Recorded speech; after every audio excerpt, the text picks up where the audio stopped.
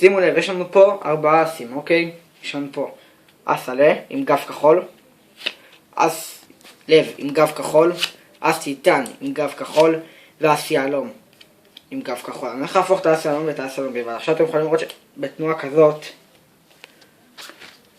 האס עלה הוא האס היחיד עם הפנים כלפי מעלה. אוקיי, אני הולך לעשות את זה עוד פעם. שימו לב, אני הולך לעשות את האס עלה, לקחת את הקש מתחתיו ולשים אותו מעליו. עכשיו האס עלה הוא האס היחיד עם הפנים כלפי מעלה, נכון? שימו לב, בתנועה כזאת זה משתנה. עכשיו האס לב הוא האס היחיד עם הפנים כלפי מעלה. אוקיי, אני הולך לעשות את זה עוד פעם. אני הולך לעשות את האס לב, לקחת את הקש מתחתיו ולשים אותו מעליו. שימו לב, עוד פעם בתנועה כזאת.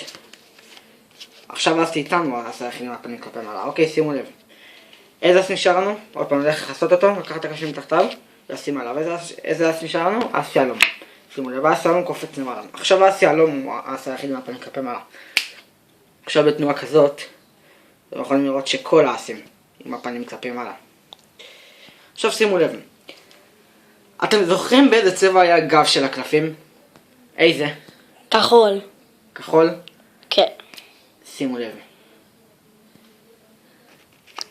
כל האסים עכשיו אדומים. וואו, איך עשית את זה?